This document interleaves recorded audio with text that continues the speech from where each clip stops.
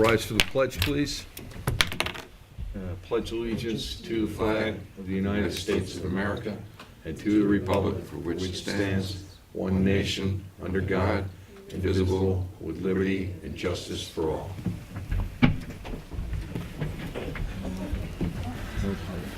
Okay. All right.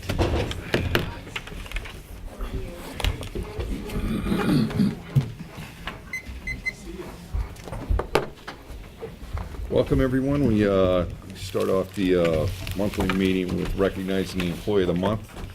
This month we have from the Highway Department, Corey Sweezy, and he's an HEO, and Paul Murphy, who's a co-worker, wrote, during the snow events of late January and early February, Corey has stayed late, worked with other departments, and performed exemplary machine work to keep the businesses, schools, police, ambulance, and fire services moving. So Corey's really done a good job. He's got a really positive attitude, and you know, he's come a long way, and it's nice that his peers recognized him as the Employee of the Month, and congratulations to you, Corey.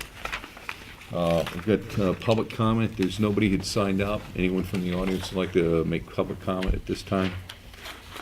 No? Okay.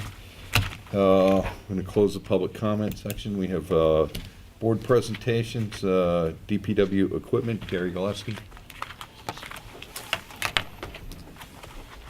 Moving right along tonight. Yep. Evening.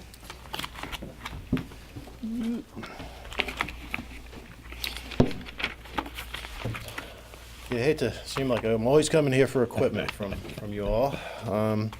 I am here tonight to talk about a truck for the Highway Department. Typically, we would be putting in all our vehicle budgets together, giving them to Steve, and hopefully by June 1st start purchasing items. In doing that, we got an estimate for a large dump truck for the highway. Found out the lead time for these trucks is now 8 to 9 months. Of course, we wouldn't have to pay for a truck that we would buy until 8 or 9 months. So I'm coming before you tonight that if you felt the same as I do, that we can move forward on it. In your books, you should have a little bit of information on the trucks. This is the truck we're leaning towards is a Mack truck, a 10-wheel dump, heavy-duty truck. Essentially, this truck would be a large truck with a 12 to 15 yard capacity for hauling. Currently, we have 6-yard dump trucks and 3-yard dump trucks. And what I'm going to try to use for examples for hauling for larger trucks is that we now haul debris as far as Brookhaven Town. That's our contaminants, like our sweepings, our catch basin cleanings that we're required to do. Basically, what we can do with a new truck of this size, we can cut our trips in half. What we would normally do is send 2 trucks 3 times a day up there, and instead of a 10 or instead of a 6-yard truck, now we'll be running a 12-yard truck, saving the driver, saving the fuel, etc. In addition to Brookhaven, we do have to haul snow to Cooper's Beach. We haul leaves, small brush up to Stehekes up in North Sea. Wayne's got sand and gravel. We're buying sand and gravel from them, from that area, and then we're turning around and bringing our debris back there. Large brush, trunks, stumps, concrete, we're hauling as well. A couple other things, it's just smaller loads. There's a coal patch. Instead of sending 2 trucks halfway across the island to pick that up, we'll get 1 load, last us the whole year, 1 truck. And then smaller trips to Norsec and such to get rid of other garbage that we accumulate around the yards. So we're really, what we're doing is you had 2 dump trucks that are 15 plus years old. We were looking to replace anyway, so the option was to replace those 2 or to replace them with just 1. Correct. It's a 2001. We have 2 of them. A 2000 and a 2001 is what they are. Okay. If we purchase this truck, we would sell one of those, get rid of it, Yeah. and then next year we would do the same thing once again. We do keep those older trucks around to put our salt spreaders on because they have a lot of salt rot on them. Their frames are starting to rot, but that's their specific job. if we get into a hurricane season or we're hauling a lot of leaves, those trucks will be put into service. But they're kind of old, so this kind of long-distance hauling, we can't use those trucks anymore. But what we are trying to do is just that, get a larger truck that would basically do the job of 2 trucks and just, save us some time and money. Logistically, it makes sense, and then from a cost standpoint too, we're talking anywhere between 215,000 to 250,000. If we had to buy 2 trucks, they were about 170, 180,000 apiece, right? Well, they're varying right now. They're in between 160 and 200, depending on which truck you get. Okay. All right. In this year's budget, which we're nowhere out yet, we started out with a claim of about $660,000 in asks, which I know some of the equipment won't be bought, and with this truck, we can reduce that whole ask down to about $355,000 this year, including that truck. And what I've done since then is I was fortunate enough to find several trucks that are out on county bid or county bids that are piggybacked into state bids. Okay. The lowest bid out there, which also happens to be the truck we'd like, is a Mack truck. On your sheet, you have a figure of 213 and change. There was actually some accessories that we added to it, lights and mirrors and things, and that current bid is at. You said lights and mirrors, so I figured I'd throw a steering wheel in there too, so. Standard. Basics. Brakes. Brakes. Got those. That's Sorry. that's okay. It's a long day. Basically, what that is, that bumps the thing up about $1,000 to 214 and change. But what you're looking at is a Mack dump, Mack engine, 405 horsepower, Allison transmission on it, 4,500. Very strong truck. Yeah. And if you look down your list, you can see that the International and the Freightliner are also able to be bought off a county or a state bid. But this is the one we're targeting to. Great. I did have a conversation with Bill Hattrick, who's in charge of the highway department, who's supportive of this. Thank you. Gary, how many personnel in the highway department do you have licensed to run a truck like that? Right now, except for one employee who has to get air brakes, everyone is. Everyone's got a CDL pretty much? CDL with Class B. Okay. And you're gonna get rid of 1 truck or 2 trucks? We're gonna get rid of 1 truck this year, Okay. and then, next year I'd probably come back and ask for another smaller truck, and at that point, we'd rotate that one out. We do like to keep the older trucks around just to put that salt spreader on. Yeah. Let that take the damage rather than a newer truck. Okay. Okay. So, need to, well, we've got the bids already here, so we don't have to go out to bid. And then we need to authorize the purchase of this, right, Rick? We have the bids? Yeah, we have the bids right here, the bid sheets. Yeah, I don't have that stuff in my book. Okay. It went out to bid, or it's piggyback? thing, Oh, it's or- going, coming off a state Oh, it's bid. coming- oh, is what- okay. What this is. It's coming off the state bid? Yeah, it's coming off the state Okay, you bid. could just authorize the purchase. That's Okay. correct amount.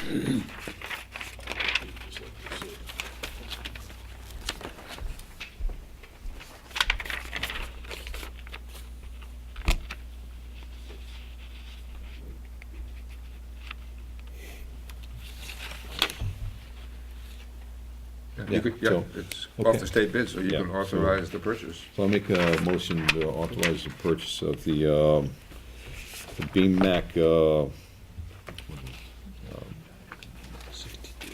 the Big GU Mac. 713 2016 model year, heavy truck class 8, for a price of $213,684.24. Second? Second. Just, there was just a change in the price. The It price, is yeah, he added a $214. grand to it, so 214 or something, or? Yeah, this, what Gary just gave me has 214. Okay. Oh, so there's, actually, yeah, so there's another Okay. one to read in. So, all right, so $214,839.50. Second? Second? All in favor? Aye. Thank you. Brenda, that for records there. So, Drive it well. I'll give you a ride. I'll give you a ride. Thank you very much. that's good. Thanks, Gary. Okay, so we have a second board presentation, residential parking, the Southampton Association. Jay?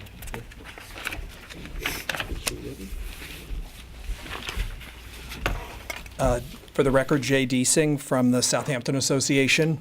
Thank you, Mayor Epley and Trustee Yastrzemski, Trustee Irving, for letting us come tonight and present to you some information about an issue that the Southampton Association and many of our members have been concerned about as a safety issue for some time.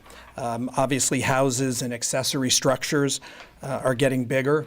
And frankly, most families have more and larger cars. And this sort of creates a perfect storm in the R20 and smaller districts where people are trying to maximize the size of the house, the amenities that are on the property, but then also accommodate 4, 5, or 6 vehicles. And so we asked Lisa to study this issue, to sort of take a look at our code, look at the village and see what some of the solutions, some of the changes that might be possible. And then she will be speaking shortly. And I just wanted to ask a wonderful resource. Lisa has done extensive work on this, and I would hope that you can ask her questions that you have. And then at the end of the evening, we'd love you to refer this to the Planning Commission to have them study potential changes or recommendations to improve what's going on here in the village. So Lisa, as you know, is from Fine Arts and Sciences, has done much work for the association, and she's going to also refer to a few photos, so I wanted to give 5 copies of that to you.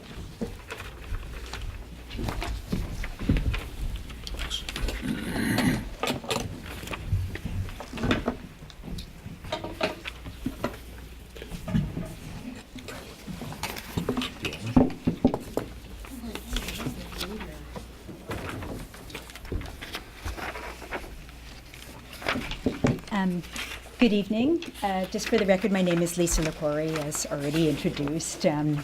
Nice to see you this evening. I just wanted to set the stage a little bit before talking about the off-street parking regulations, and we all know why we have them, but just to think of them in terms of how they protect our public streets for the safe passage of emergency and other vehicles, and they also help prevent accidents between vehicles and pedestrians, vehicles and bicycles. They help to prevent congestion on our streets by having the cars in a separate place. And they've helped guide the orderly development of the village and protect the neighborhood character while that's happening. And so they're really important, and it's really important for the village to keep parking from being on street, and particularly in the more narrow traditional streets that are in the village, because on-street parking is going to create blockages and have all of these other problems that you want to prevent. So just briefly, I know you know this, the code requires 2 parking stalls per residence plus 1 additional for every bedroom over 3. So if you have the number of bedrooms, if it's 7, the number of parking stalls is 1 less, it would be 6. And so they can be located within the front, side, or rear yards, not having to meet the accessory structure setbacks, provided they meet a 10-foot setback from each of those yards. And if they do not meet a required yard setback, even though they can be as close as 10. They also need a $150 parking permit from the building inspector that is based on a review and approval of a parking layout plan and a landscape plan. Okay, so what's the problem?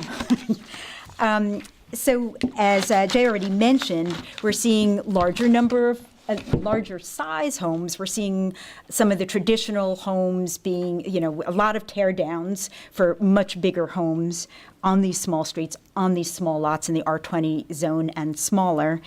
And they're not only being replaced with larger homes, larger footprints, but in speaking with the building inspector's office, they indicated that most of them are also being built with a habitable foundation floor that is not being considered, it's not by the code, to be considered as part of the maximum gross floor area. And then when you also look, and some of these are 75 to 100% of the floor area of the first floor. So it's not an incidental, we've got storage area, the mechanical room. There's real habitable space with bedrooms and gyms and living rooms and that type of stuff down there. And then also, as you know, the top half story that is permitted, if you have 2.5 stories, there are exclusions for some of the floor area to be considered in the GFA for that as well. So what we're seeing on these small lots, R20 zone and smaller, well, village-wide, but this is where you really see the impacts, is virtually 4 stories of habitable space. You're not seeing the one underground, but you've got the 4 stories of habitable space. And in addition, and so that's kind of driving some of the need for having more off-street parking on a lot that's already small. And an additional constraint is that these homes are more often than not also being constructed with a large number of accessory amenities, an in-ground swimming pool, a pool house, extensive decking and patio areas around these things, and a detached garage. So when you take out all of those things, plus the larger house, you're left with a very constrained area for the off-street parking, and it restricts the size of it and the type of configuration that you can get. What I wanted to do was show you some examples, nothing better than an example to exemplify what we're getting here, and some of them correspond to the photos that Jay already handed up. So I wanted to show you a layout for the house 208 Herrick Road. It's on roughly 1/3 of an acre, and the gross floor area, which meets the code, about 3,500 square feet, includes only 2 of the 4 stories, habitable stories, that are on this house. And the areas that aren't included include 3 bedrooms, 2 bathrooms, a gym, a playroom. So again, there's considerable habitable space. Almost half of the bedroom, an 8-bedroom house, 3 of them are not being included, plus the bathrooms and the other things associated with them. So the plan notations, well, first of all, you can see the driveway is just a straight shot down from Herrick Road, and the notations indicate that's where the required 7 parking stalls are to be located. And the house is under construction. I think you have that copy there where you can kind of see where that would be along the property boundary. So the driveway, as shown on the plans, is 12 feet wide, but it doesn't meet the 10-foot side yard setback nor the 10-foot front yard setback. And even if you were to use that 10-foot setback from the street, the length of it would not accommodate 7 cars bumper to bumper, not even any space, between them. So you've got a deficiency in the size of it, you've got a deficiency in the location of it. It'd be difficult to move it over because then you get to other amenities of the house, like the porch and the deck area. But you're really squeezed in here because you've got the pool in the rear and other decking.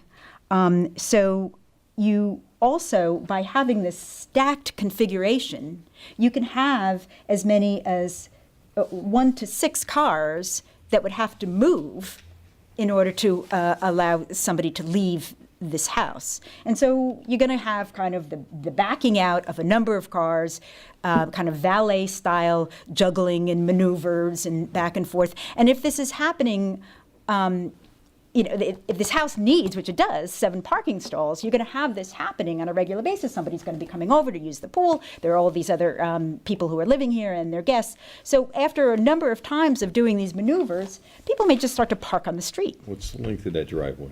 That is 90 feet.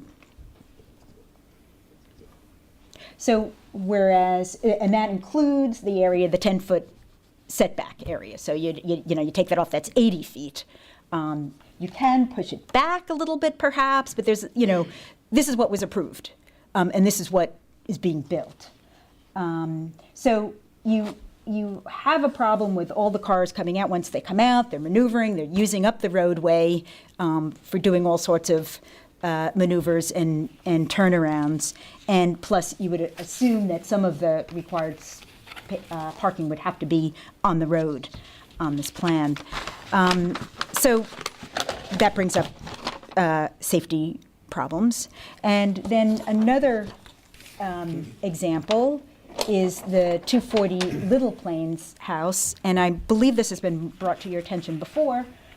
It is a 7-bedroom house, 4 livable floors, and the parking configuration is a little bit different. It's not just the straight shot that we saw in the other one. It has a little bit of a Y configuration, but it first of all, the driveway doesn't meet the 10-foot setback of any of the property. A driveway can be close, but not the parking area within the driveway. So you don't have that here.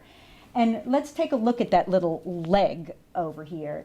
The size of it wouldn't allow you to pull a car in to park, because it would be the rear of it would prevent the use of the driveway for anybody else coming up and down. It just isn't long enough. So you can't really park in it. And if you were to use it as a turnaround area instead of parking, well, you're woefully deficient in the number of required parking stalls. You would require 6 parking stalls for this 7-bedroom house. What's the length of that driveway? Sorry? What's the length of that driveway? Okay, so, let's see, it's the 1 to 20. That is 50 feet, including, you'd have to subtract 10 feet for the, for the setback, so then you're getting to 40 feet.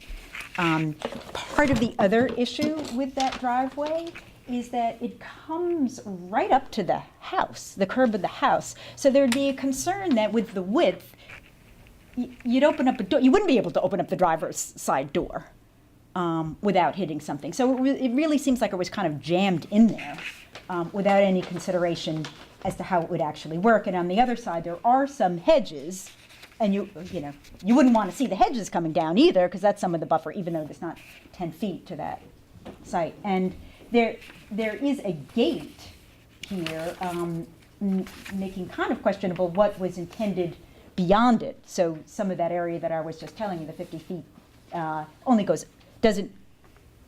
would be shorter if you just stop at that gate area. And it's a little bit difficult to see. You have that picture too? Yeah. How the site would be used, how the parking would be used when you have that gate here. Was that just intended to really stop the parking, in which case you have really only 2 spaces for this 7-bedroom house. So there are many other examples. The Southampton Association and residents here could go up and down many blocks, their own and others, and show you many more examples of this. And it happens not only with the new houses and the tear downs, but sometimes even with other additions. So you're seeing a garage, which used to provide parking, be converted to a pool house. And so then that's also taking away what might have been available for off-street parking. So there's there is the ability to use the front side of house, between the house and the street, for off-street parking. I believe that was, maybe considered a few years ago to help, accommodate what's needed. But as I already mentioned, in order to do this, you would need a parking permit, a $150 parking permit from the building inspector's office, and that is supposed to be dependent on a suitable layout plan and a landscape plan. Now, there aren't any standards set forth in the code for these. So what would be the size of a parking stall? What would be an acceptable layout plan and turnaround? For the landscape plan, what type of species, what intensity, what height, all of this. There's no guidance as to how the building department should be looking at this. And generally, what the building department has been tasked with are, does it meet the building code? Does it meet the zoning code?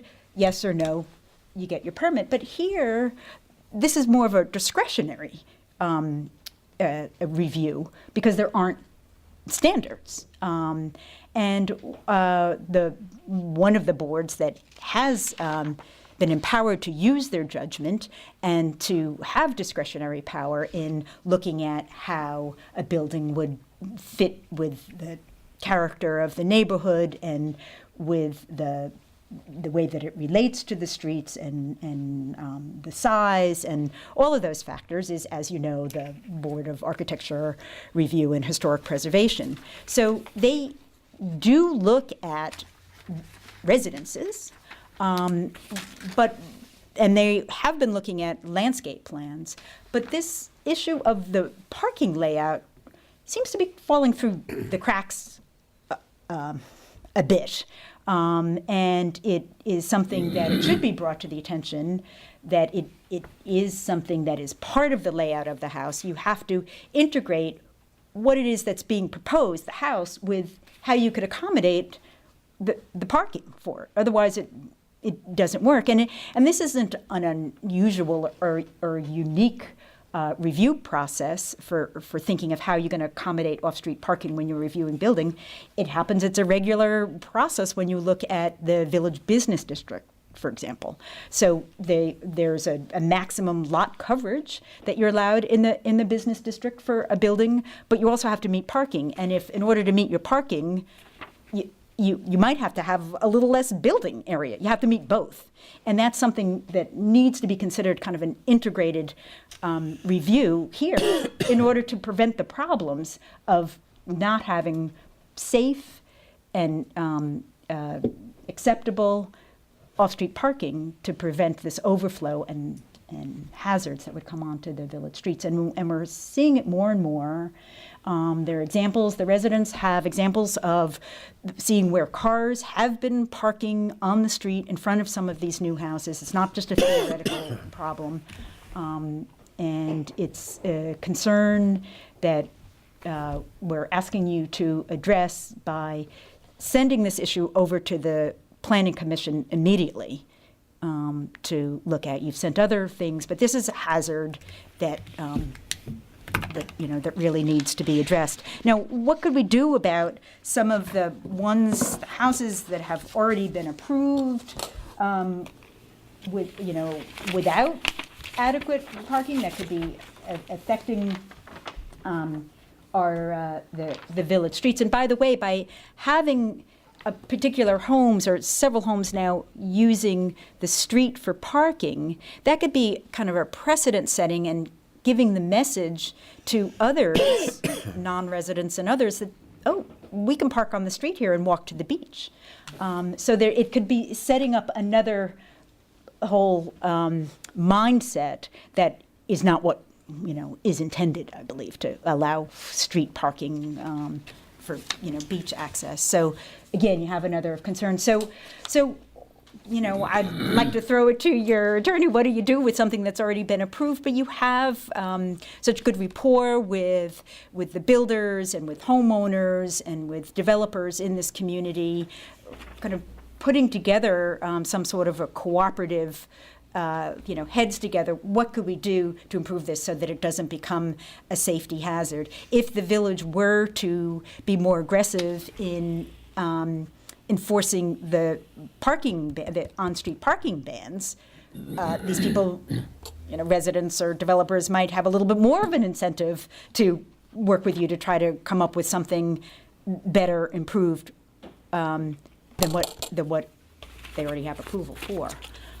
So these are not easy issues to tackle for the ones that have already been approved, but you have very good relations with your community, with your builders, with your residents, and sometimes it just takes cooperative efforts to do something to improve what could have been a pretty hazardous or might lead to a hazardous situation.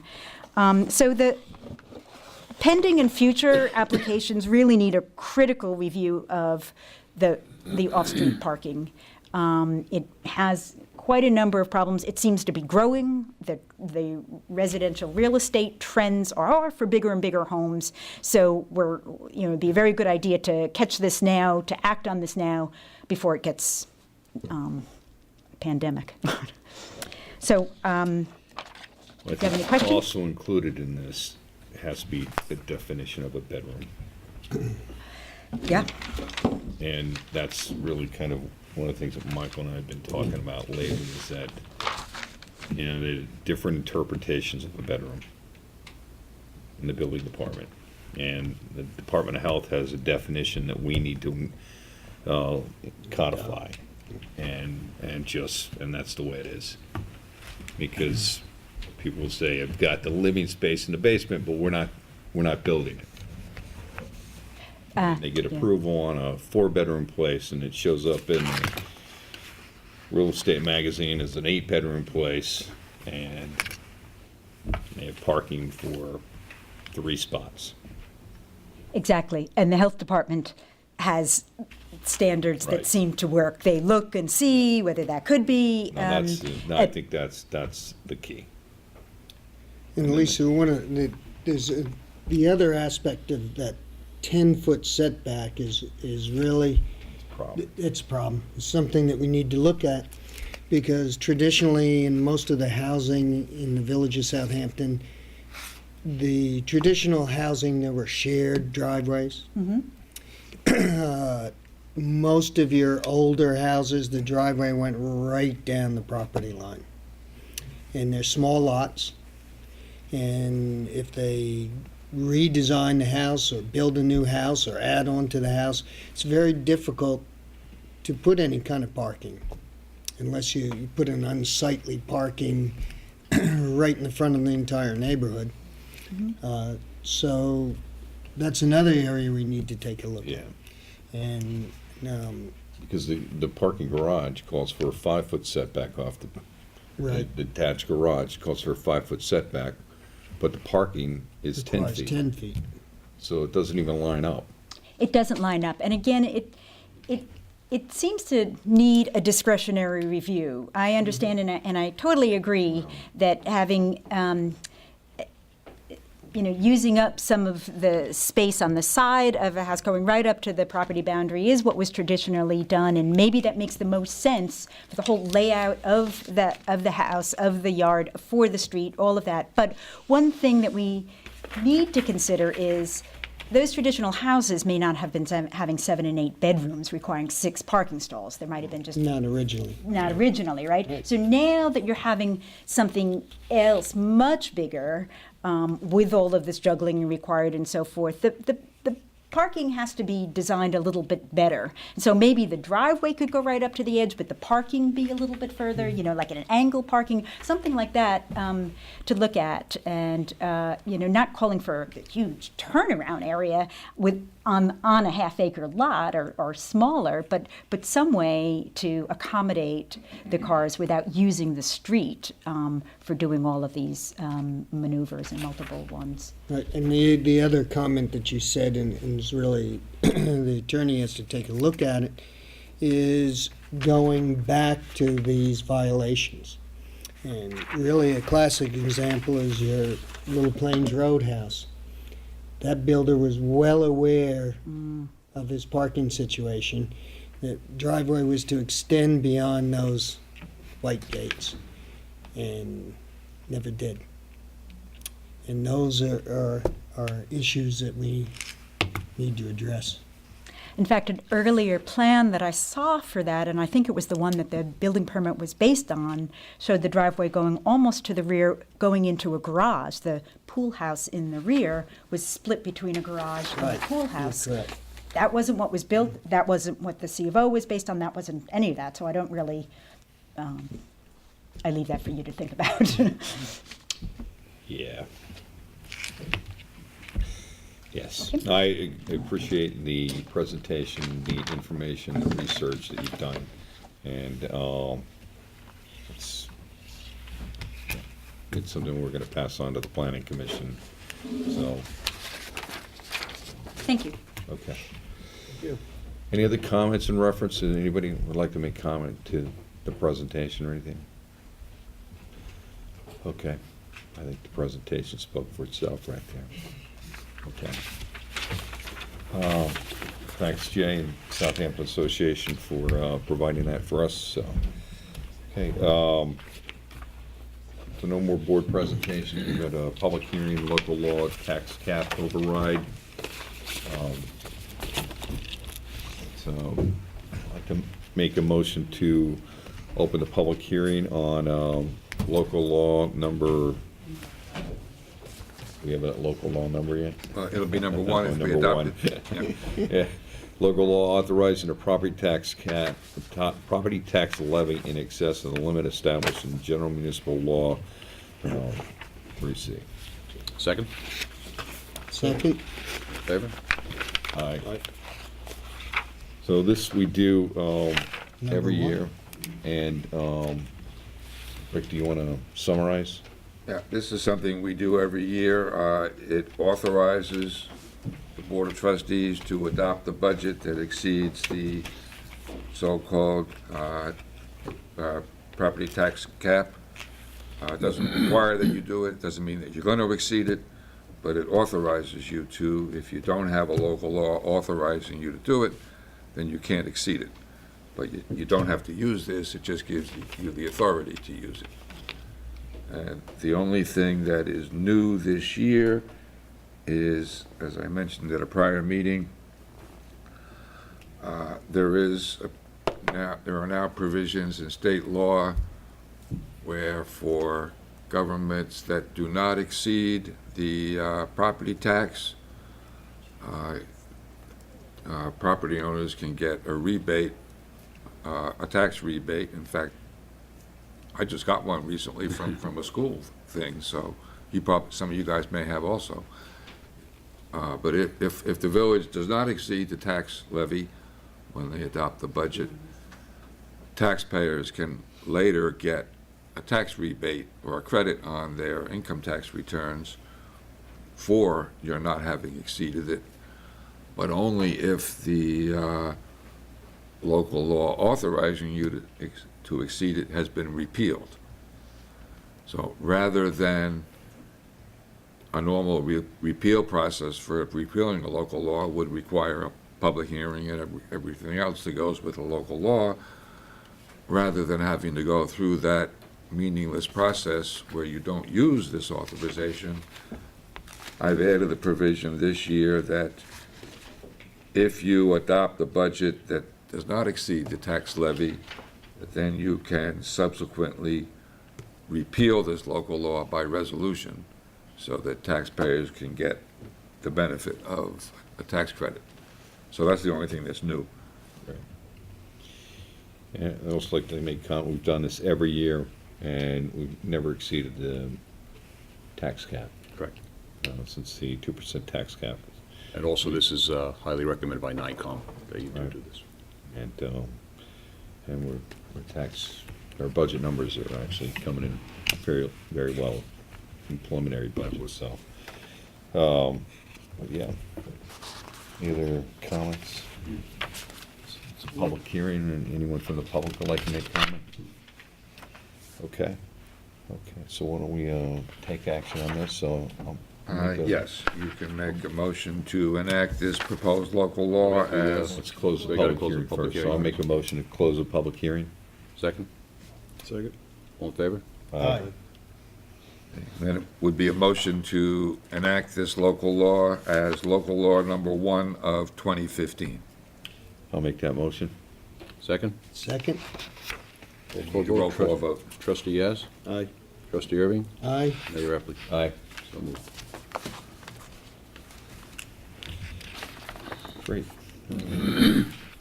Communications to the board. Okay, item 1 is from National Multiple Sclerosis Society. On behalf of the Board of Trustees, chapter staff, and nearly 50,000 Long Islanders affected by multiple sclerosis, we offer our sincere thanks for your continued support during our planning and implementation of our annual bike ride event. Bike MS East End Ride will be a one-day event held on Saturday, September 12th, 2015. We are anticipating approximately 300 cyclists to participate. We would like to request permission for the cyclists to ride through the village of Southampton. We look forward to hearing from you to ensure a safe ride for our cyclists. Please find walk-run application. There are 25, 50, and 100-mile options. Sincerely, Kristen Rodriguez. Is that the same day as the muster? It's right behind here. It's in here. Yes, it is. Actually, it is, yep. Yep. Muster's 11th, 12th, and 13th. So,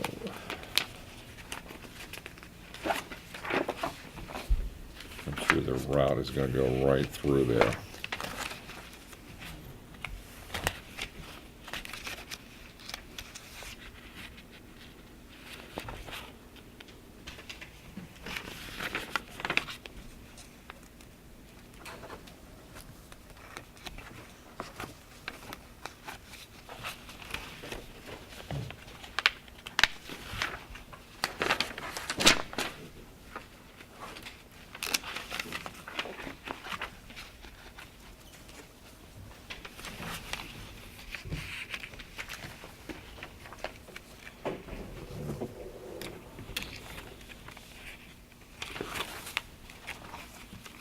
Probably going down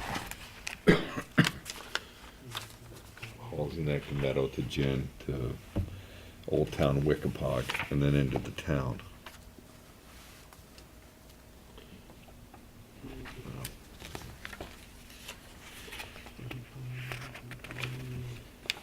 And the reality is that there's not much we can't say no. Right. Because they have the right to ride a bicycle on the street. Unless But we even can if park we all already- the cars on the street and block the traffic there. But I don't think we really wanna do that. But even if so. we have an organized event that we know is going, we're fully aware of is gonna impede flow of traffic, we don't have any say they're- over that? They're not asking for police support, they're not asking for, well, they are asking for police Yeah, assistance. they are. This one here says wait for police escort, so. In their instructions. And this is the first time for this one too, right? Is this the first time? I think so. Is this a new? What, Bike No. MS? they've No. done it? Okay. Yes? No? Just happen to learn the same. Okay, it's always been the same time of year in the fall, it just happened. So from experience, has it been, I'm trying to think, has it conflicted? Tom, you know? Tom, are you aware, chief? I don't think so. Can you recall if this actually is anything It's to never be? been a problem, because by the time they get here, they're spread out. But they're starting at the Elks Club. Yeah, that's what they usually do. Okay.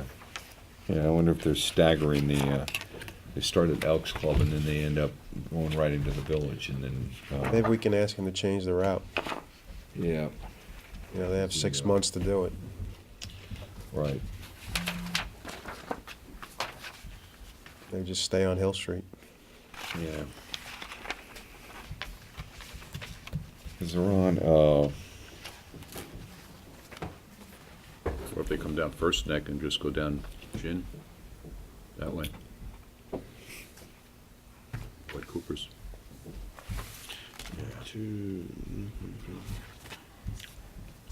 that's, the problem is that it's Halsey Neck. Halsey Neck and it's, I would prefer that they do it later in the season, actually. I think sometimes it's been the weekend after. Yeah, because I think that between the muster at the fire departments, everybody going back and forth between Cooper's. A lot of traffic. A couple hundred bikers, bicyclists down the road. I don't know if that's a good idea. No, probably not. And then why don't we reach out to them and just say that we have the fire department muster that weekend and we prefer they reevaluate the date. So they move it back a week. Move it back a weekend. Okay. Well, that'll be Labor Day weekend then. Yeah. So I mean, move it Later. up, Up to the, yeah, up. What do you mean, so, The week Go before. from the Week after or 12th to before? the 19th. so let's move it back. We're moving it back. moving it, changing the date on it. Moving it later in the month.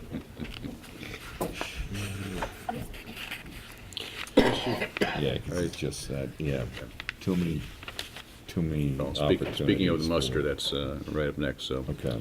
From the Southampton Fire Department, I'm writing to ask for your permission on the use of the village properties for our upcoming events this year. We have 3 events on our calendar this year so far. Our events are the annual banquet, our annual antique truck and muster, and our annual family beach gathering.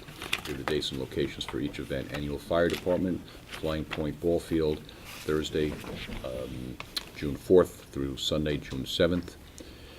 Annual Family Gathering, Dune Beach, Saturday, August 8th, rain date Sunday, August 9th, 7 to 3 p.m.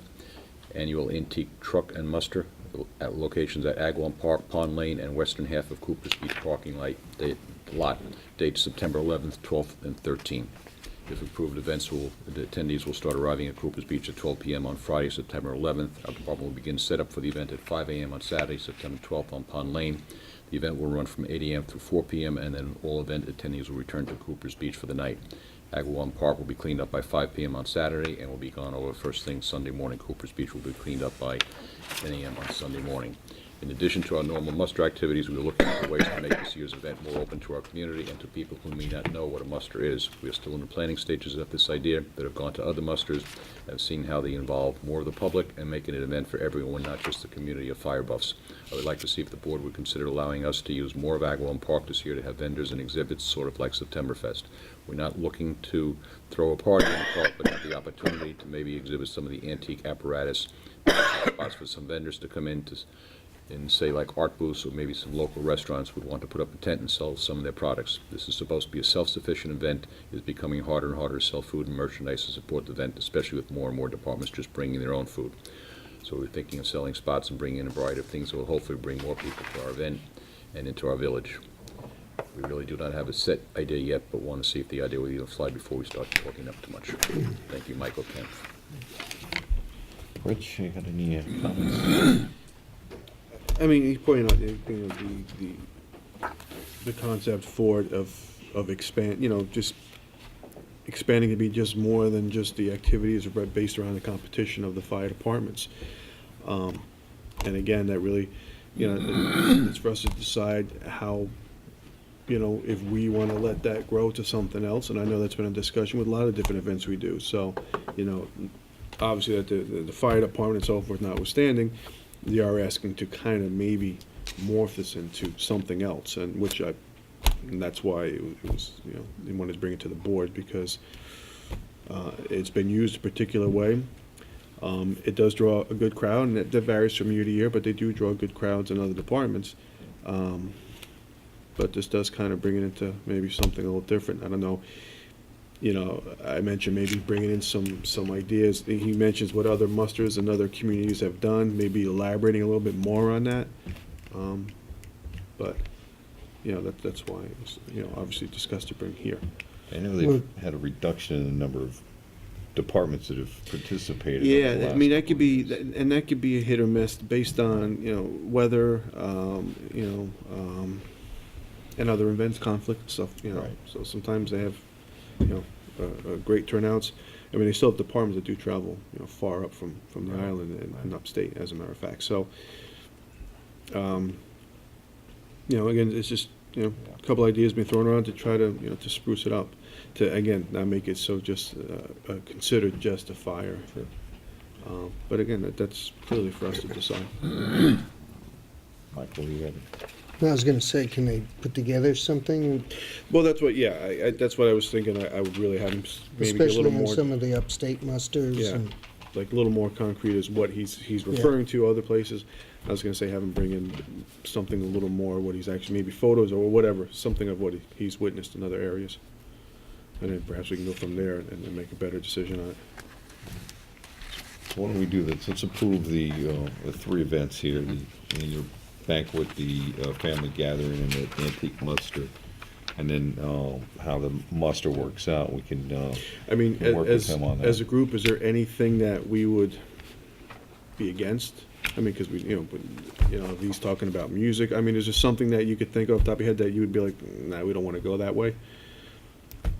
I mean, it's kind of hard, You it's know, conceptual, but, you know, I don't know if, again, I don't know if he's talking about booths or music or, you know, what type of vendors or. I mean, I don't know, just based on what we saw with September Fest, you know, with food trucks and all that, you know, we don't really make any money off of that, you know? No. And I don't know if he's trying to cover the cost of the muster itself and bringing in food vendors, it's probably not gonna help them, because they do all the cooking themselves, Yeah. and maybe there's some other events that they can do, or maybe it's the staging of the antiques to maybe draw people in.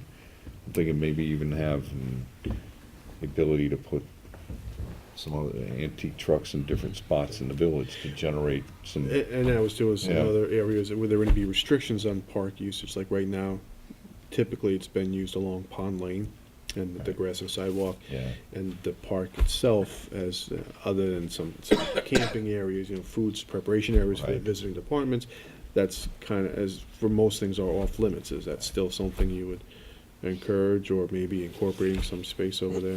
Well, then we have the boardwalk too, so that's some Yeah. different things going on. So I think if you come up and look, and I know one of the big things is how do you draw people down there, and maybe it's placement of some antique trucks in certain spots in the village, you know.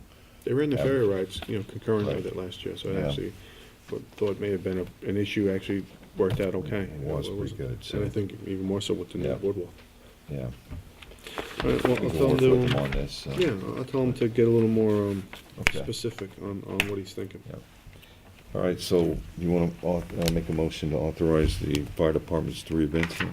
Yeah, I'll make a motion to authorize the annual fire department banquet, annual family gathering, and the antique truck muster as stated in letter dated March 12th, 2015. Second? Second? All in favor? Aye. Resolutions, item 1, resolve that the reading of the minutes for the work session of February 24th, 2015 be dispensed with, and that those minutes be accepted as filed by the village administrator, and that the actions taken at that meeting be and hereby are ratified and approved. Have a motion? Make that motion. Second? All in favor? Aye. Resolved that the claims for the warrants dated March 13, 2015, totaling $803,725. Warrant 12, General Fund, $51.98. Warrant 19, Trust Fund, $690,615.08. Warrant 10, Capital Reserve Fund, and the village payrolls for the period from February 19, 2015 to March 5th, 2015 be ordered and approved. Have a motion? Make that motion. Second? Second. Discussion. Item 1, Arrow International, ambulance medical supplies, $3,605.45. Atlantic Salt, 37 tons of salt, $2,510.45. Barnwell House of Tires for the garage, 2 payments, $1,915.12 and $22.72. Bartlett Tree Experts pruning, $3,965. Page 3, CSE Employment Benefit Fund, January premium, $23,391.90. Page 4, Cast Productions, February videotaping, $1,445.70. A couple of payments of Cook Marin. This is all on the renewals that we discussed at the last meeting. First one is $109,030.90. Second one is $50,114. Third one is $267,243.34. And the last one is $79,414.54. William Culver, Fire Department, medical reimbursement, $1,000. Page 6, Richard DePetris, Article 78, Wambold versus the Village, $7,000, and Beach Plum Meadows versus the Village, $6,000. Edward Archer, alterations for the Fire Department, $5,598.50. Page 7, Ricky Fowler, reimbursed for a training conference, $3,672.63. Fresh Pond Services, HVAC for the Historical Museum, $3,829.59 and $8591.38. General Code Publishers, maintenance agreement, $1,195. Global Montello, 3,000 gallons of diesel fuel, $7,021.20. Charles Greenblatt, ballistic vests for the PD, $1,300. Page 9, Hammer Medical Supplies, ambulance supplies, $2,649.69. Hampton IT Experts, 2 payments, $3,820 and $6,618 for computer programming for Village Hall and the building inspector's move. Along with Hampton IT Experts for the PD, $4,140. Hampton Truck and Auto, going on to page 10. Garage Supplies, $2,058.75. Herrick Hardware Supplies for February, going on to page 11, $1,299.07. Page 12, Island Tech Services Firewall for the Fire Department, 2007-25. Johnson Electrical Controls, Traffic Lights, Maintenance, $1,350. Page 14, Lewis Energy Fuel Oil, $1,810.02. Page 15, Messiano Consulting Grant Writing Services through February 28th, $1,936.56. More Medical, got two payments there, $1,108.67 and $1,478.31 for ambulance supplies.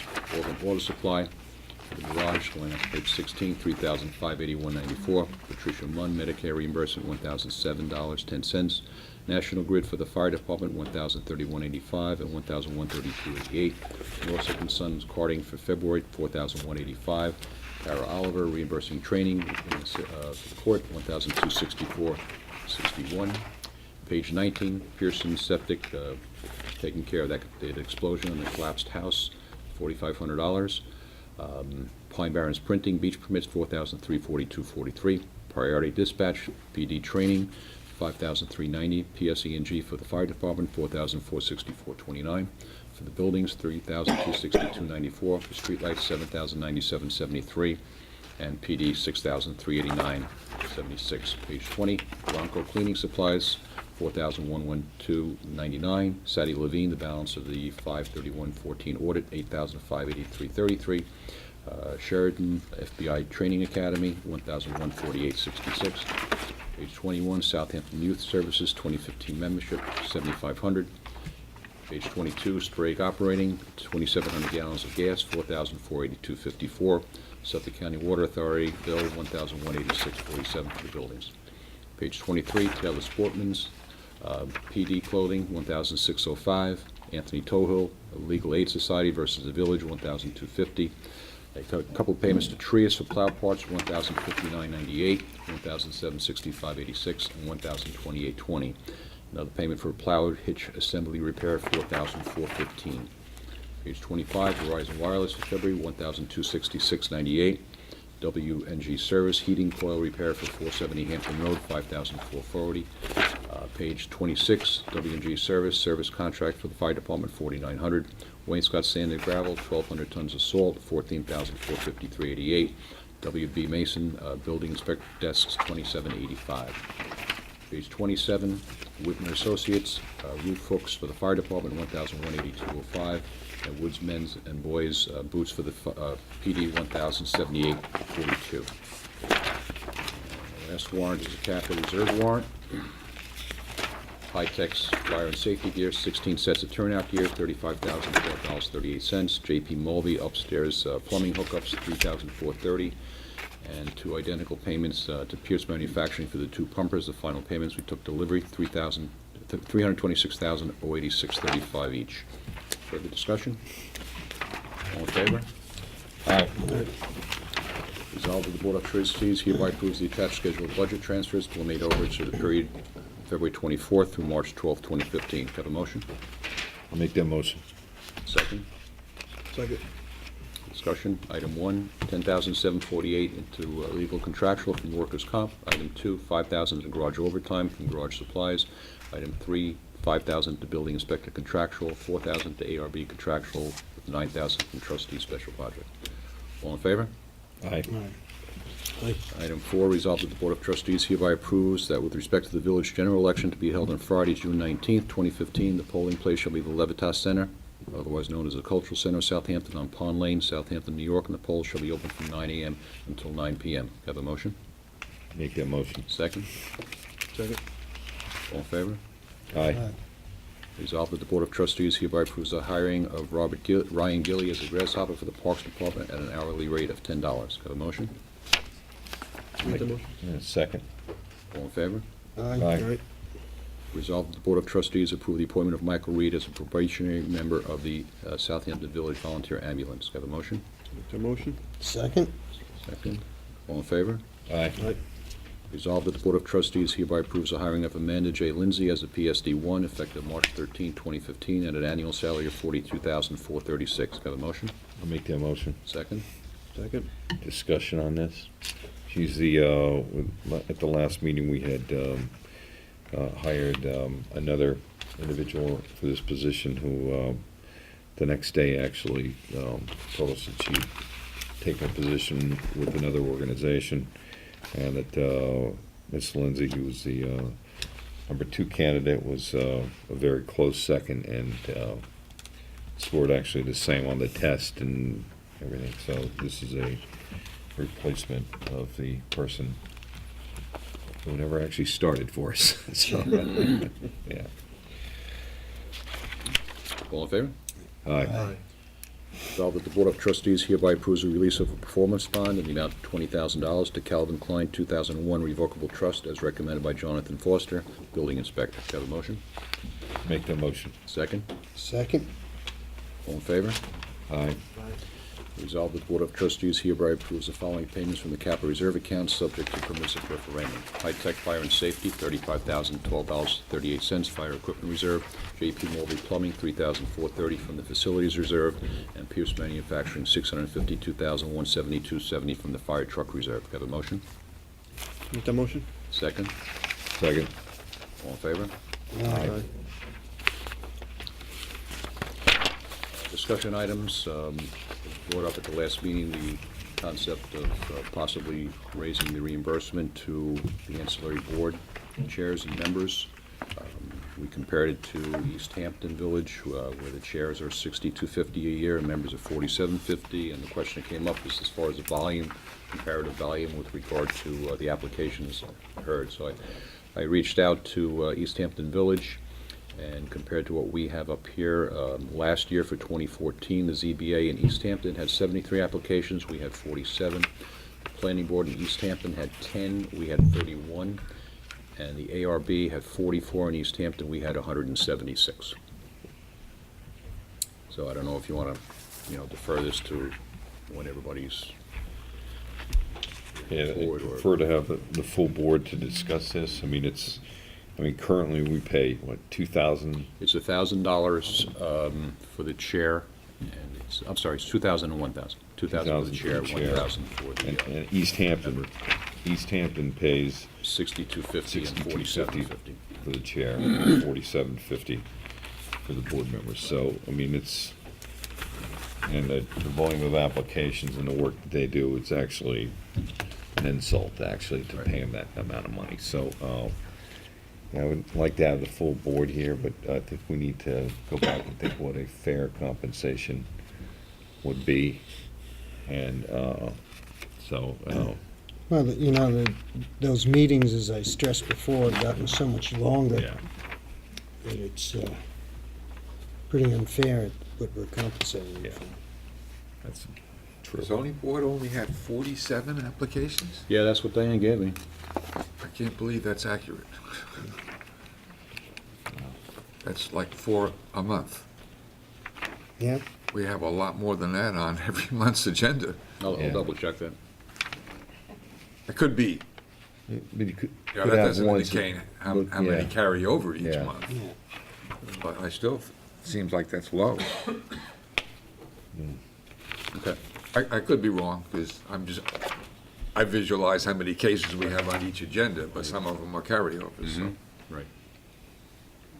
Let's say, like, the ARB, I mean, the ARB looks at signs and awnings, and we already have that in the code.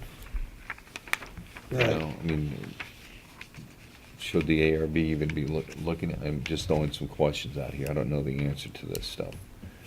Should that even be stuff that goes in front of the ARB? Well, somebody's got to look at the signs. Yeah, but I'm saying that if the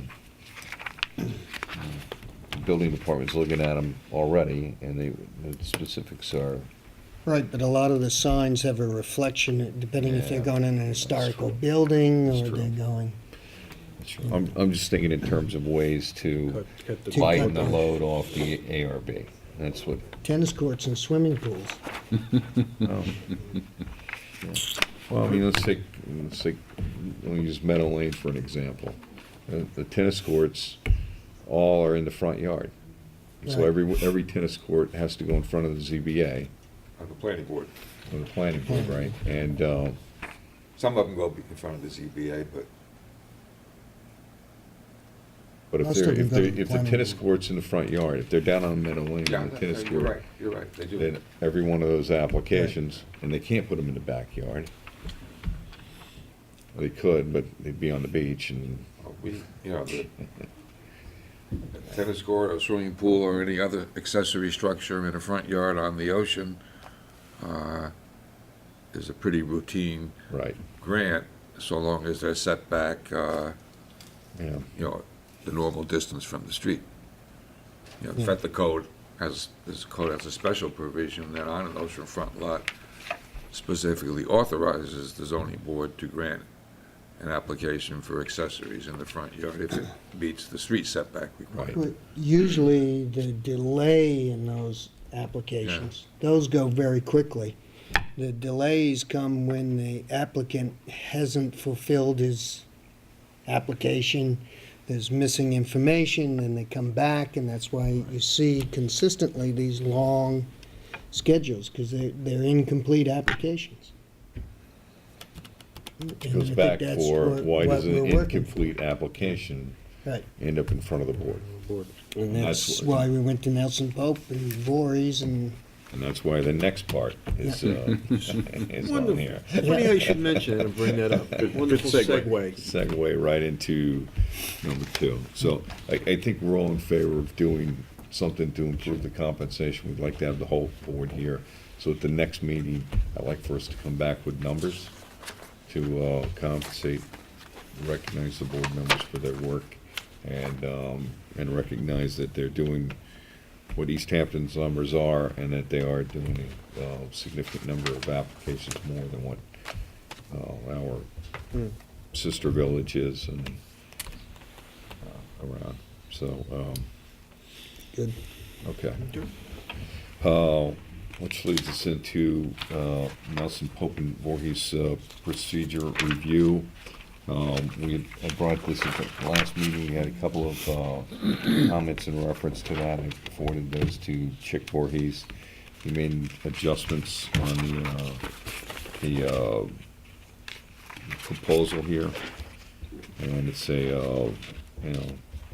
we're asking for basically a variety of tasks here. So the total cost for the first 6 tasks, I'll just kind of review the task first. Task number 1 is a review of the building permit application.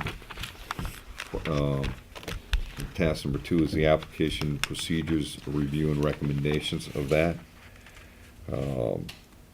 Task number 3 is a building application content checklist and submission requirements recommendations.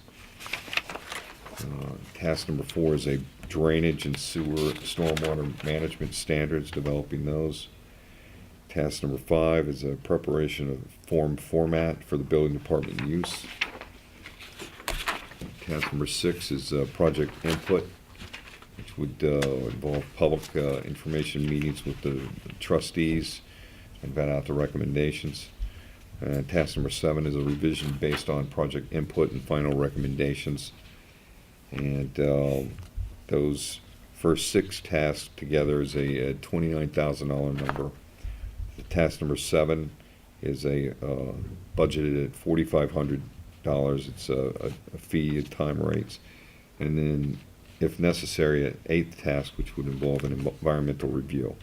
And the fee and proposal is based on whatever the review. The time schedule is approximately 3 months from the authorization to proceed to have the entire project completed.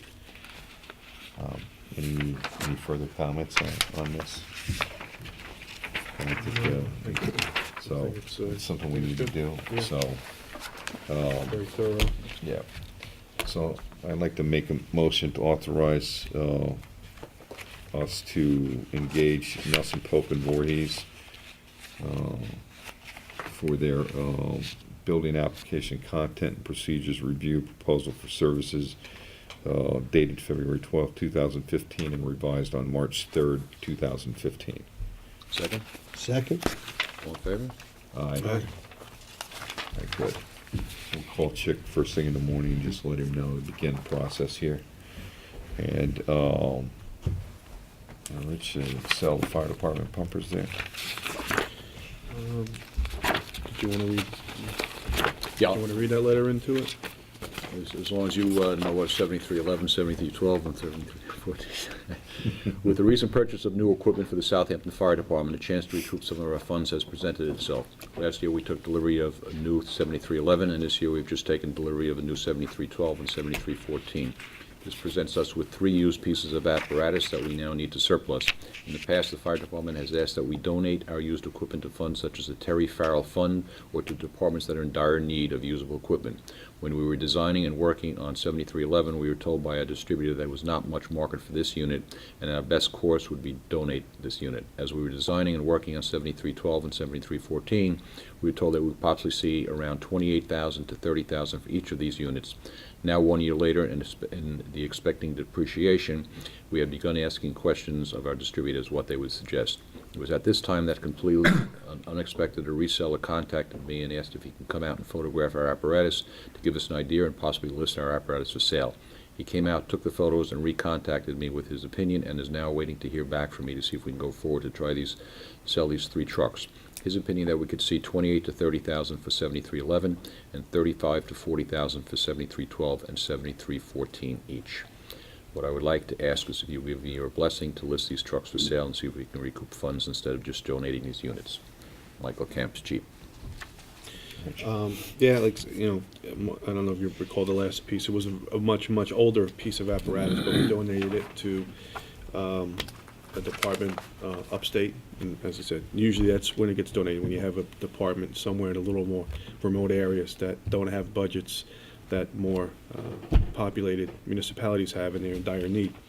However, there are some decent amount of value assigned to these, so I presented to the department that it was really up to them. If they found that somebody in dire need, which they're not aware of any, or if they could seek it out, but since it did have a decent value to these 3 pieces, you know, they wanted to see if we would have any issue with allowing them to list it and recoup some money.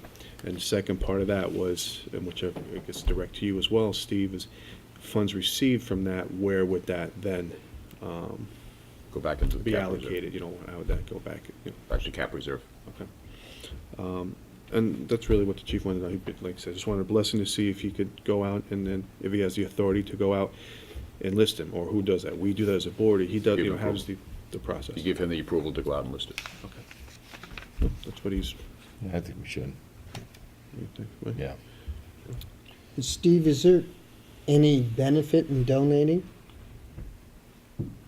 Except Just for a the straight the donation. PR, and, you know, I mean, No what tax we did 2 years ago, that was in 1972 or 75, right? It was Something like that, yeah. very, I mean, we it really obviously had got, no, you know, wealth of PR on it and goodwill, and, you know, it was a very, it was, from what I remember, it was a municipality, it was in dire straits, and really had, like Rich said, no budget whatsoever, and they were very appreciative of it.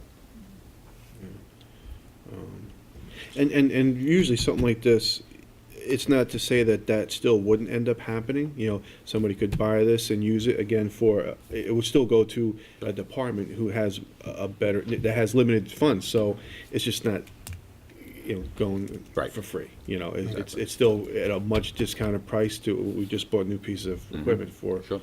6 figures. This allows them to get some very workable equipment for a tenth of the cost. And they've been well maintained. And they're well maintained. So that's really what it Right. boils down to. It's still providing a necessary, you know, a needy department somewhere with necessary equipment, except for just straight out free, just a Right. little bit more. Still a bargain. So tell them to go out and list them with this. Okay. Thank you. Let's see what we got here, so, okay. Comments from board members here? Trustee has? Actually, if you indulge me, I just want to read something quickly. Hopefully it's okay with the press's permission to read a letter. It's in this week's press, and I thought it was apropos. Entitled, "Quick Response."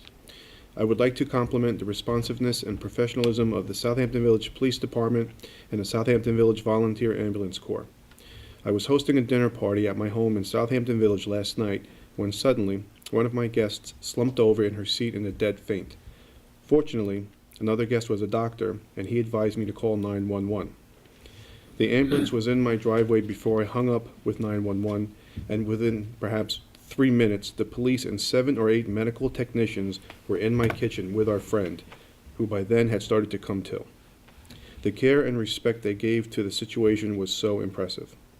Within minutes, after checking her vital signs, they had navigated a stretcher through the snow and to her side, copied the list of all of her medications from her purse, note to self, good idea to have this available at all times, in parentheses, wrapped her warmly, and off to the hospital. We are so fortunate to have these outstanding services in our village, and I could not be more impressed. Our friend is doing well this morning, and everyone who was at the dinner last night is very thankful, not only for her health, but also for the professionals who came so quickly and did their job beautifully. Author is Carolyn Rockefeller from Southampton. Again, we know a lot of the services that goes on with all different departments. I thank this person for taking the extra effort to recognize Chief Cummings. Again, kudos to your officers and SVPD, and of course our volunteers at the SVVA for the fine work they do. So, that's all I wanted to read.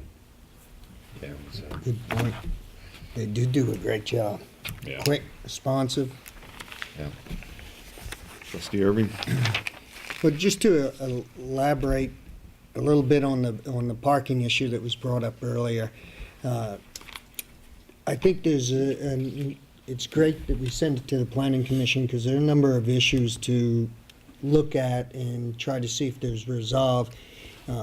Discussed was front yard parking, and I'm not so sure that's really an answer. You know, I know my neighbor has a front parking area, and when he drives in, his car lights stay on and the whole house lights up.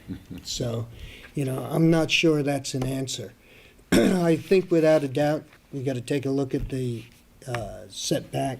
10 foot in this very traditional town we're in with small lots is almost impossible to meet for parking.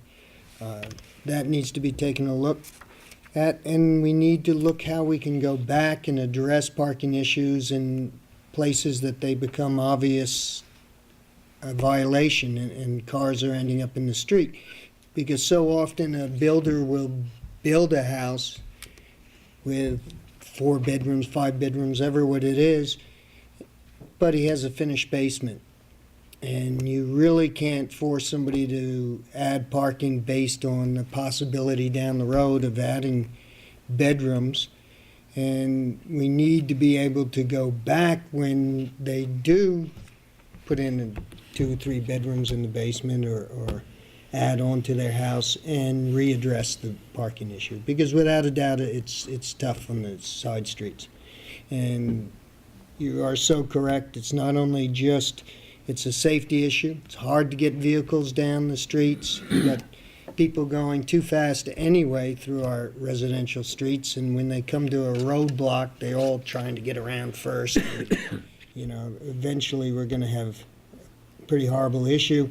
And it's hard with the single driveways that stack cars up in back of each other to back out when you got cars parked down the street. You back up, can't see a thing, and you go, well, maybe I'll go now. And it can be a fatal mistake. So without a doubt, I think all of us have thought about parking. We realize it's an issue, and we need all to come together and come up with a reasonable way of addressing it.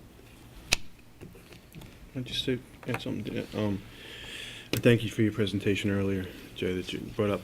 And again, we did, and then you're right, front yard parking. I mean, if everything is in the backyard and you go on the street, well, then unfortunately there's nowhere else to go.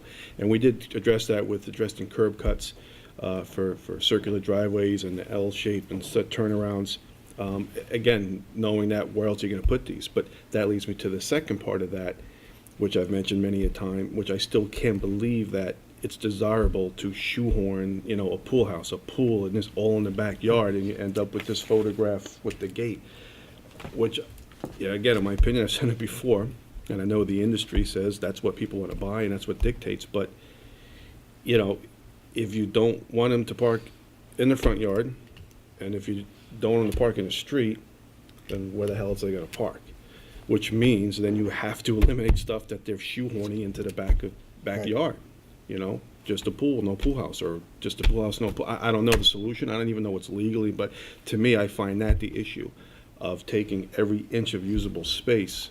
And I've said it before, if somebody wants all that, then they just gotta buy a bigger piece of property. Right. And spend the money, as opposed to the other thing funneling in all those amenities into a smaller piece, so. No, you know, you're correct. That's why I think that's part, in my opinion, you know, the parking issue is not the cause, it's the effect.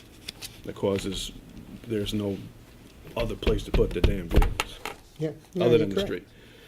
You're It's correct. just, you know. The lots are being overbuilt, and it's a problem, but Yeah. the parking should be part of the application. Definitely. And if And- they can't provide the parking, And well, something else has gotta go. maybe they won't have the pool house. That's what I'm saying, something's gotta go. If you Yeah. can't, you know, and that facade of stacking cars, you know, when they put a long driveway, I mean, you do the math, that one driveway was 90 feet, just 7 times. The average. That's why I asked. No, the average car length is 16 feet, so, you know, do 7 times 16, you know, that's shy about 30 feet, what it needs to be, just by that They're measure short alone. cars. Sure, yeah, they're all smart cars.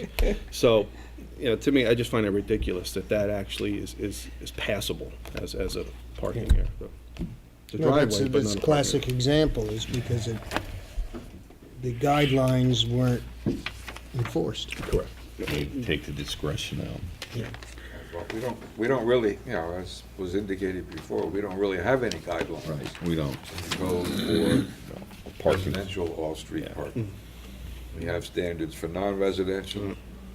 We have a planning board that reviews site plans and the layout of parking for non-residential.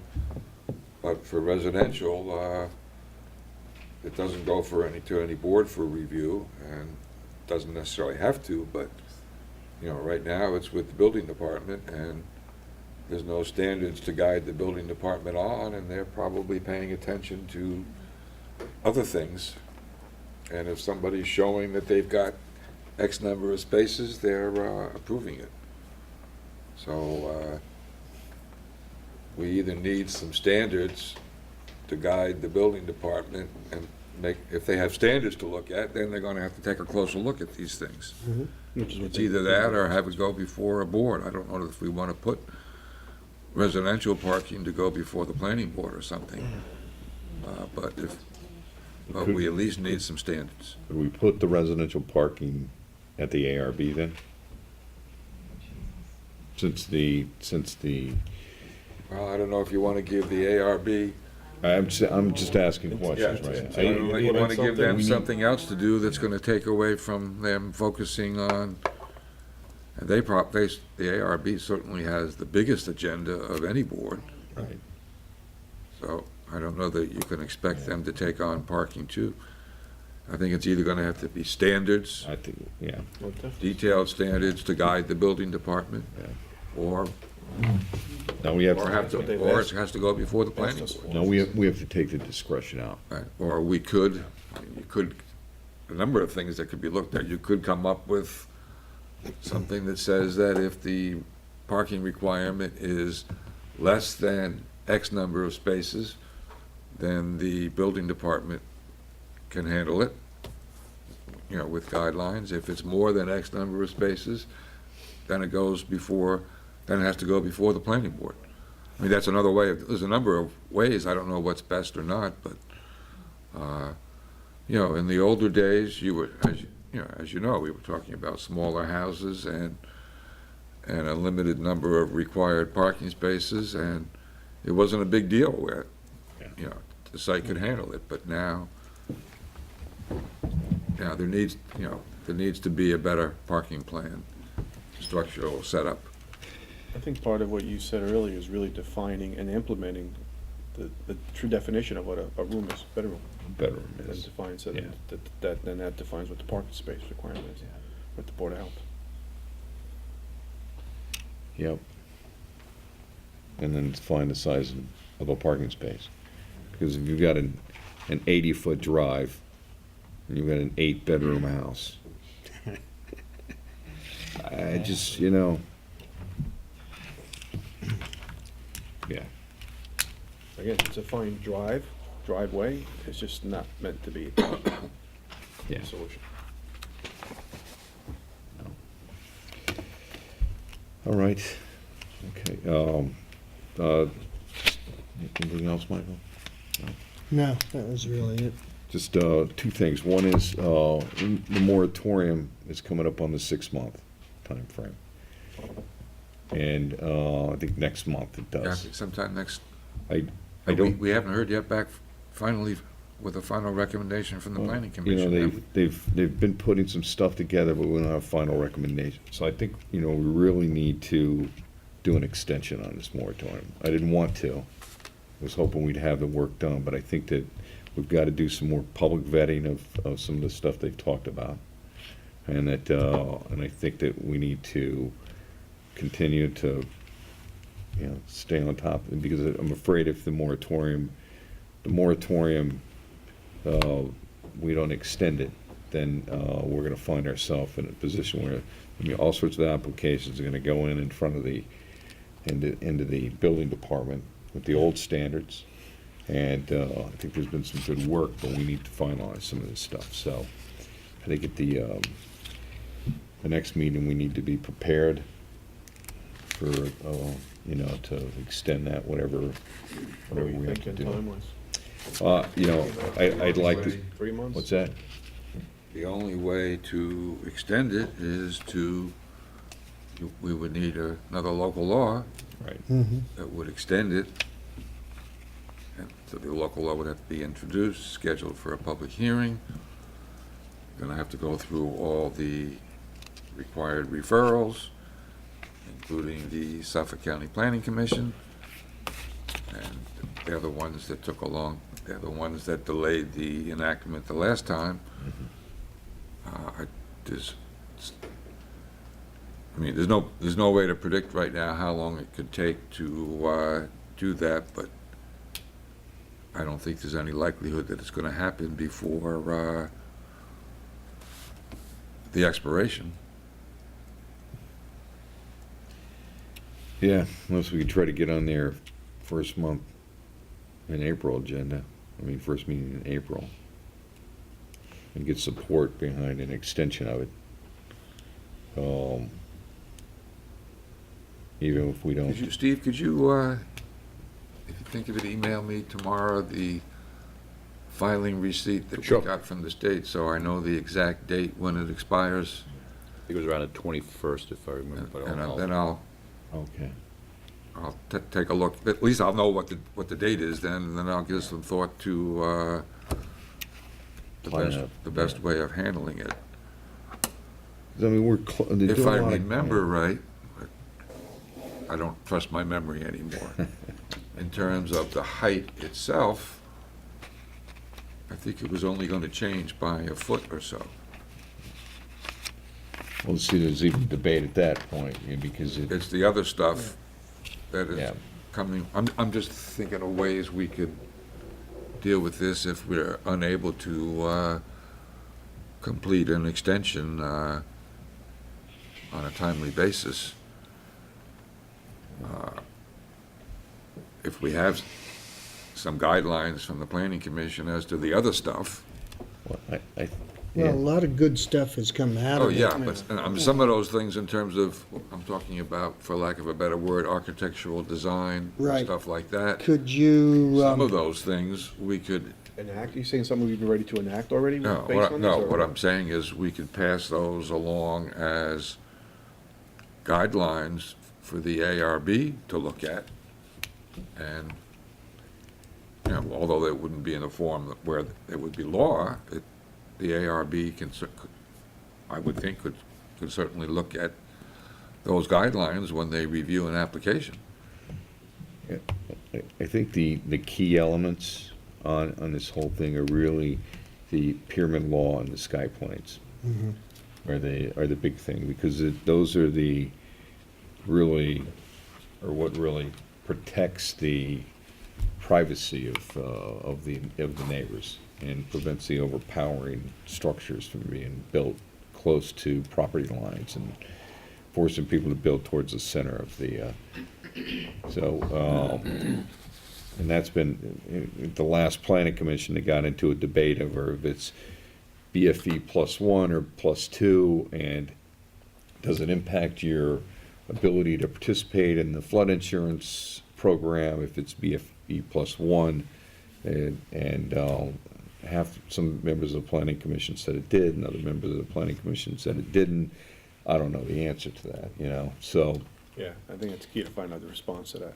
But I think the key component of this is really the placement of the house and the pyramid laws and the sky planes that they really have studied. And there's some other components that I've heard good and bad comments in reference to it, but I think everybody's really talked about those, and that's really what kind of has Well, the those greatest. 3 items really situate where the placement of the house is going to be. Too. Yeah. And they also protect the neighbors, they protect your property. So, you know, I just get fearful. So if we'll look at the dates on this and see if we can get. Maybe somebody could also email me the latest, whatever is the latest thing that the planning commission is Okay. looking at. Bring, I think we can grab a copy of that. I think Nelson Pope did some stuff. Maybe John has it upstairs. The, The latest I have it on my, document stuff. So if we can get that over. yep. You could either Does everybody get have it a to copy me of or that? email Yeah. it to me. I mean, I remember seeing, you know, our first draft that maybe came out in January, In January, they had a first draft, but I don't know what's happened since then. and they've come out with a second, and it's got into defining certain areas in there. Okay, maybe I better start looking at that to see, Yeah.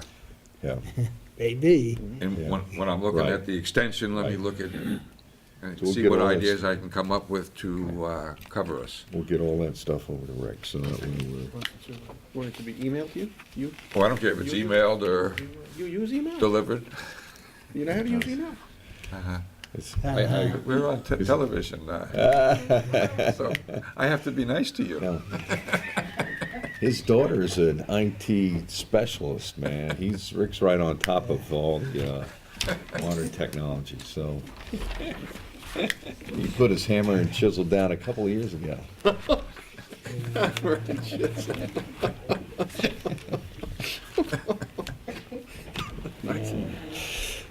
And a second thing is actually today out in East Hampton, they and I unfortunately was not able to get out there. They had the a discussion in reference to helicopters, and so this morning I had actually met with town board member Councilwoman Scalera, who is representing Southampton Town at that, and I asked her to represent the village of Southampton. And they have some diversionary plans in place that,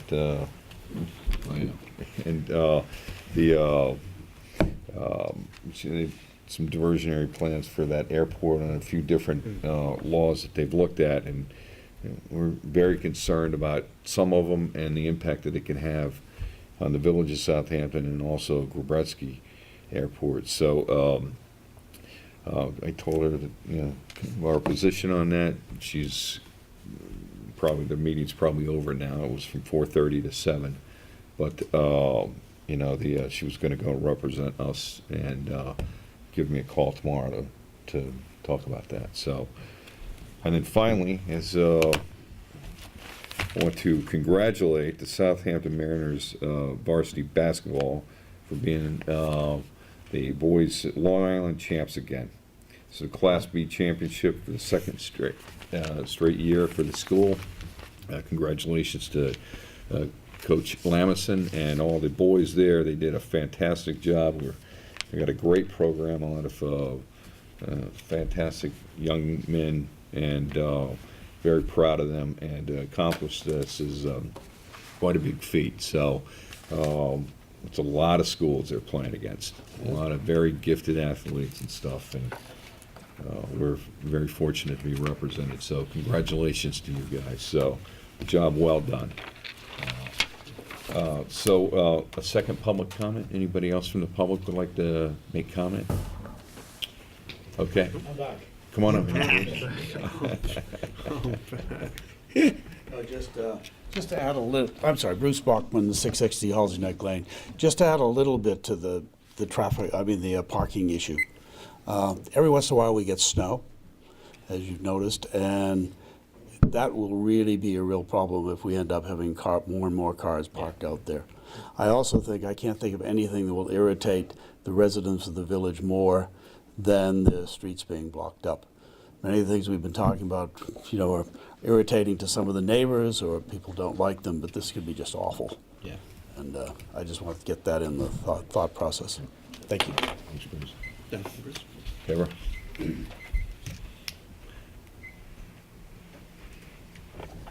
Deborah Bates, I live in the village. On the residential parking again, I just wondered, are you going to make a resolution to refer that to the planning commission, or is that We something, is that required? we need to, Doesn't or need a resolution. I you just can didn't know. Notify It's them. Yeah, a we're gonna- bookkeeping thing, I just wondered. I we'll thought notify, that. I'll notify Paul Travis via email tonight when we get, Okay. And just I'll an, do it on official email, not my own personal. you sure? You may have to give them all up. I got nothing to hide. Trust Think me. of that.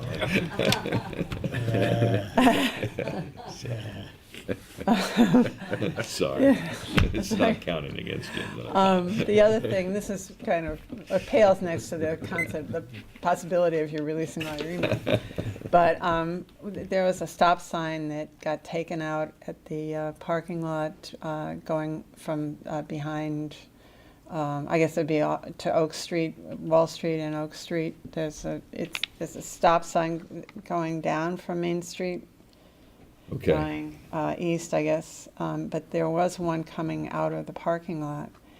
And it just got taken out at the beginning of the winter. I don't know whether, but so Okay. what's happening is cars are coming out of that parking lot and they have no idea that there's traffic coming down. They're just shooting out, and they're, in the summer, there's a large number of young children in the area. It's really Is it coming very on- tight there, and it's really. On the wall? the Coming onto Wall? the parking lot behind, The parking lot behind. Barristers on Barris- Wall what used to be Street. Barristers. Okay. And that there was a stop sign that would be, I guess they would be heading south, coming out. And the sign disappeared at the beginning of the winter. And I don't know whether they're going around looking for signs that have been knocked over or bent. I think what happened is somebody hit it and it was bent, so it just got taken Okay. away. But it's really, and with I little appreciate- kids, it's really Yeah, scary. that's a- Thank you. So- Okay, with the snow, Right. I just think you put it back Thank in you. place. Okay. Jenny?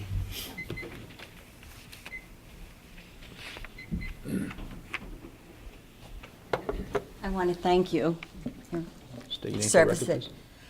My name is Amelia Bauer, and I'm a resident of the village and proud to be a resident, and thank you for your service to our community. I agree, a 10-foot setback should be looked at, and I thank you for that thought. And I think that parking in front of a home is unsightly, and thank you for looking at that. I also think that, as the mayor suggested, and Mr. Irving and all of you agree, it should go in front of the planning board. I think the ARB has enough on their plate. They do a great job.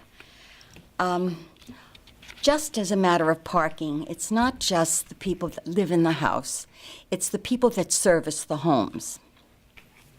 We have to remember that most of the people, like myself, do not cut their lawn. I'm not capable of doing a lawn. My husband did it when he was alive. So I hire someone. And so you have lawn people, you have tree sprayers, and then you have help, maybe to help you clean your home or do whatever they have to do. So it is unsightly for people to park their cars on the road, and then you have all the landscapers and people that want their homes to look pristine. So with the joggers and people that like to walk to the beach, and to keep our community, which is so beautiful and pristine, I think that Parking is a problem, and I know that you'll resolve it in the right way to benefit Southampton. I want to thank you. Jenny? Anyone else from the public like to speak? Okay, so I'm going to make a motion to close the meeting, and we have no executive session. Second? Second? All in favor? Aye. Aye.